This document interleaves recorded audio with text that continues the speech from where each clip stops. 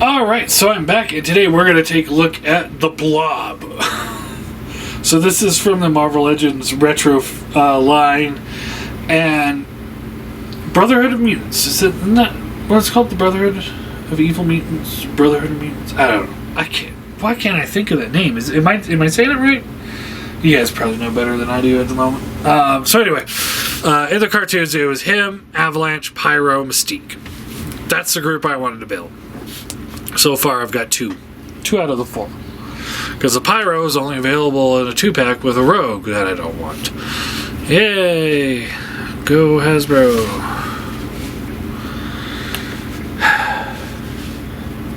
Sometimes it makes really stupid decisions. But this is not one of their stupid decisions. This is actually one of their better decisions. So up until recently, and I've already talked about this before, but up until recently, figures like this would only be available as a Build-A-Figure. So you have to buy 6 to 8 figures, depending on how big the Build-A-Figure is. Sometimes they're even more than that. And sometimes there are only 5 figures in the line that have pieces for it. Sometimes they're larger characters like this. Sometimes they're smaller characters like Demogoblin, which makes no sense whatsoever. Because both Demogoblin and Hobgoblin were both Build-A-Figures at one point. Doesn't make sense. But anyway, the only way you'd be able to pick up this figure is by buying a whole bunch of shit figures that you probably don't want. Maybe 1 or 2 in the whole line. And most likely, if it's a Spider-Man wave, you're getting a Spider-Man you don't want. If it's an X-Men wave, you're getting a Wolverine you don't want. Either way, you're getting some repaints, remolds, and just worthless things to get a big figure. Go back and look at my Bonebreaker review. You'll see what I'm talking about. You know, it's like the whole wave. Just like, I didn't want this, I don't want this, I didn't want this. This is what I wanted. You know, it's like, it's just, and it's like, and the Sabretooth, while I wanted the Sabretooth, I know most other people don't want that Sabretooth. Anyway. The fact that this guy is released for, I think he was like $45 or something like that on his own, and I don't have to spend $150 on a bunch of fucking figures I don't want. Kudos to Hasbro for making that decision. It's a smart decision. Let's, you know, they'll be making more money this way anyway, I think. Anyway, so here's the Blob. So it comes with 2 fist hands, so he's got this one here and the one there, and he's got 2 gripping hands, so however you want to pose. He also has a stoic head or the yelling head, kind of depends on which one you want. This knee is a little on the loose side, which is a little bit of a bummer, but it's a bummer I could live with.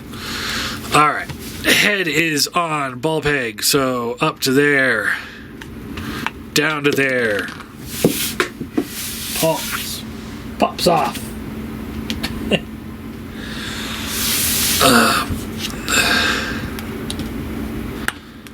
Side to side, left and right, all that works pretty decently. Torso is on a ball peg. So you get a left to right, a little back, a little forward, side to side. It all works. I just get a kick out of this thing. Shoulders up to there, down to there, all the way around. Bends at the elbow. Swivels side to side. He's got like little freckles all over him, which is good. Paint is a little blotchy, but you know, whatever. So's the Blob. Wrist swivels around, hinges in and out.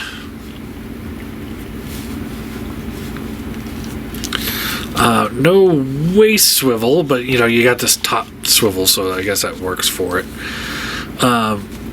Leg up to there, back to there, out to the side, thigh swivel, bends at the knee, and I believe there's a, no, I thought there was a bend at the knee as well. And then the foot has the rocker and the tilt, which is really tight. Not that you need to do too much dramatic posing with him. Just kind of get him a big stance and have him.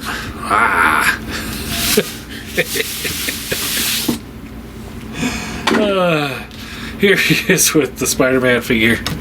So you can see how he is quite a bit bigger than your average Marvel Legends.